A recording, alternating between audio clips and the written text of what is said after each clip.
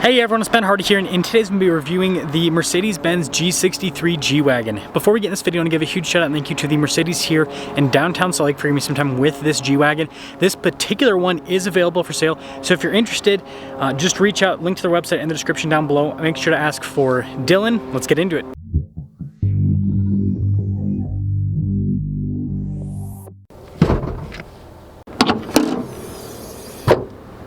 Under the hood, we have a handcrafted twin-turbo 4-liter V8 that goes through a 9-speed automatic transmission. Fuel economy is 14 around town, 16 on the highway, with power outputs being 577 horsepower and then 627 pound-feet of torque. Now, before we move forward with this review, I do want to mention if you want to see more videos just like this, then I recommend you subscribe because I post content every single day. So taking a look at the hood, it's got the signature G-Wagon appearance, which I really like. You've got the raised section there in the center, and then it kind of tapers off on either side. It's a separate unit altogether. You, of course, have the cool turn signals. Notice the headlight bezel has been blacked out. You've got the AMG logo, which is darker. Same thing with the Mercedes-Benz badge. And I love the finish on the brush guard here at the bottom. It says darker kind of chrome, but yeah, the G63 doesn't look quite as different as the new G550 does when it comes to the front end appearance. It's kind of more of just a slight evolution. Now our tire wheel setup is 295 by 40 by 22 with the G63, and you've got the AMG logo there on the wheels. It's satin black in the center. You've got the giant red AMG brake caliper, and with the G63 you do have much larger rotors and calipers compared to the 550. Again, higher performance SUV. Still have independent front suspension, by the way. And then you can see you've got that nice paint to match fender flare. And then look at the side steps here. That's pretty cool looking. And of course, you've got these side mounted exhaust tips. And look at the side profile on this thing. Just a beast. Now taking a look at the key fob, you get the Mercedes-Benz logo, lock and unlock, AMG logo, pretty straightforward with that. And they've kept the cool sounding doors, which is always a big plus. We've got carbon fiber there on the grab handle on the back, and then got the nice cross stitching with the leather trim. We have a cargo cover built in from the factory with this. Tons of vertical space because of the boxy design. It does kind of pop up on either side there a bit, but overall it's definitely practical. G63 badge, got the taillights very low down on the car, and then you've got parking sensors there on the rear bumper, little recovery hook there, nice body painted spare tire cover. But yeah, again, the G-Wagon design doesn't need to change, and that's why they kept it the same. Now the interior on this is of course gonna be fancy, and you'll notice we've got that little button right there, keyless entry, just like the 550. So really nice trim all over the door panel. You got the carbon fiber down below, speaker for the Burmester sound system, heated seat control right there. You can see the little window control as well. And then look at this, really nice stitching design. Legroom's not massive in the G-Wagon. It's better than the previous gen, but yeah, not massive. You have vents here. You've got your own climate zone as well. And then again, lots of headroom with the boxy design. This leads us up front, again keyless entry. And you'll notice really nice trim all over, same cross stitch design there with the carbon fiber trim. Another speaker for the sound system. Memory seats. You've got all your seat adjustments on the door panel, heated and cooled seats. All of your window controls there. The mirrors do power fold in. You've got blind spot monitoring with the mirrors. I wonder what the weight is on this thing. So our payload is 749 pounds. And then our gross vehicle weight rating, well, it shows front to rear. There we go. 7,055 pounds. So that means this thing weighs over 6,000 pounds, which is expected. It's a tank basically. But this front seat, you can see nice perforated trim. Got your AMG badge there. Then you can see shock approved because it's a G-Wagon. Light controls there too. And let's start her up. Oh.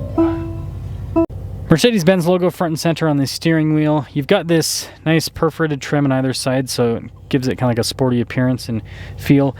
You got your drive mode select dial there. On the other side, you can adjust different functions. Right now, it's set to adjust the suspension and the exhaust. And then you got adaptive cruise control, controls for the center. You've got controls for the infotainment system at the top, and then volume controls. And by the way, paddle shifters there on the back for the 9-speed. And then you got your regular windshield wiper stock and then your column shifter. So we have a digital gauge cluster here in the center. It's very customizable. It's set to the classic view right now, but we can change how it looks, and you can even do a giant map view there in the center. So really user friendly on that. And then it also show you the drive mode there at the very bottom. 360 camera system with this really good resolution overall, which is nice because this is, I mean, it's got great sight lines and everything, but still expensive vehicle, so it's nice to have a big 360 camera. And the drive modes will pop up here too, by the way, just like other modern Mercedes. So this has the newest infotainment system unit. It's been built to fit, you know, with the G-Wagon kind of like dash here, but it's the same unit that you have in all the other modern Mercedes, which is good because it's quick to respond, and it's a touchscreen, and you can control it with a dial too. If you, well, not a dial, but it's a pad. I'll show you guys in a moment. So it's got options with it, and yes, you do have massaging seats in the G-Wagon. But yeah, you notice that they didn't change the dash design, even though they implemented a new screen, so it's still the same setup with the cool grab handle, carbon fiber on this one. And this is pretty cool. So you notice we've got the diff lock buttons here in the center. So you've got your center, you've got your rear and your front triple locked SUV. You've got low range built into that, and then so basically all the off-road stuff's in one place. You've got your off-road cockpit. I'll press that in just a moment. Climate controls down below, and then you can see here with the cup holders and phone charging pad and everything. And then this is the control stack for the infotainment system. Also have a little drive mode set up. It does have a lot of glare, so I'd recommend window tint or something in terms of being able to see it. Nice carbon fiber trim all around too. Now the off-road cockpit itself just basically displays what information you want it to show, so it's nice that you can have this there if you do end up taking your G63 off-road. Center console set up here. Got great storage. Nice trim here on the top. And just a regular rearview mirror. It'd be cool if they did a camera rearview mirror because the spare tire does get in the way of the visibility in the back, but it's not horrible. Really nice headliner. We've got a sunroof up top as well, and again, nice trim on the sunroof too. Now here's our window sticker for the G63. This is money is not an option type car, right? So most everything is standard equipment, but we do have quite a few options. So you can see the base MSRP is $186,100. You've got the fancy paint, which looks absolutely fantastic, and they did do some PPF on this for those of you that are wondering. Just ask Dylan about that if you have any questions on the PPF stuff. It's important to do with matte paint like this. But anyways, we got a few other options like the wheels and everything else. Total MSRP is $211,785. Sum things up.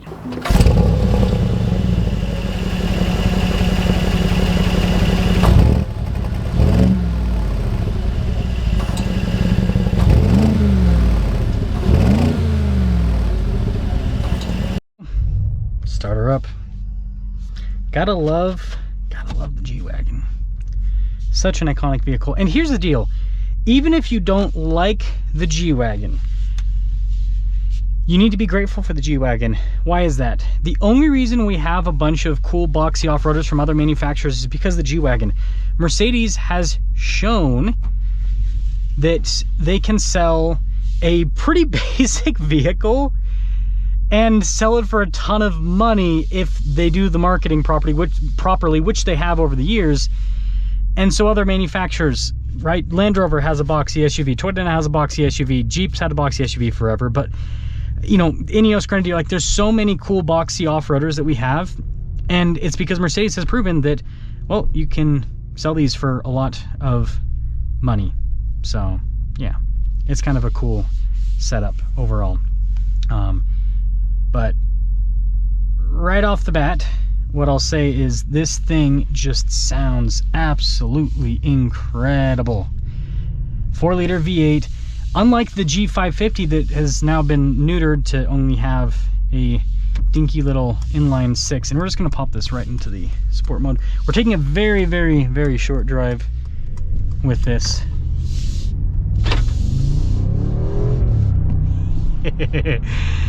It has so much power. It has way more power than you could ever need.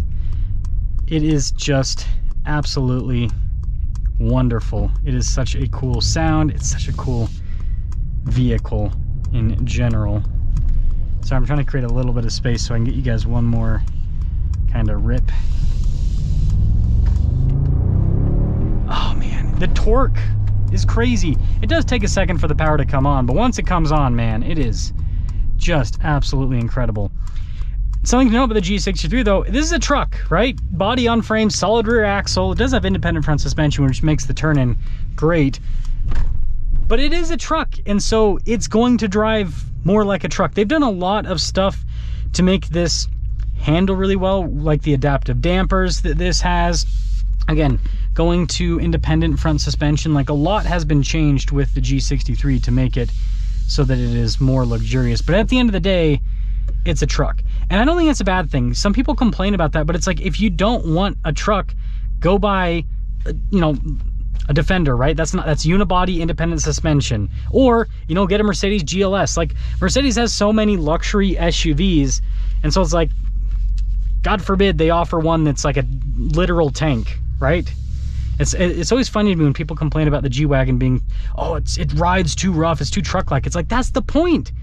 It's supposed to be like a military style vehicle, but then is super bougie and has a crazy V8 under the hood, right? If this was all about being, I don't know, luxury and practical, it wouldn't have the stuff that it has. So anyways, the G63 is crazy. This is the only way that you can get a V8 in the G-Wagon, and my personal opinion, it's not a G-Wagon if it doesn't have a V8. I understand they've got the electric G-Wagon, which still feels and looks and drives like a G-Wagon. It's actually a pretty cool rig, but that's just, I don't know, you gotta have that just low, deep rumble for it to really feel like it is a G-Wagon. So let me know what you guys think about the new G63, but I think this thing is going to be an absolute hit for a number of reasons. One of the biggest reasons, frankly, is the fact that it's got keyless entry now. I know that sounds stupid, but I'm going to tell you right now, and that's a risen, really? Anyways, there's so many people that are going to go out and now buy these new G63s just so they can have a touchscreen infotainment system and keyless entry. There's so many, again, it's definitely a nice, like, practical use case. So either way, let me know what you guys think.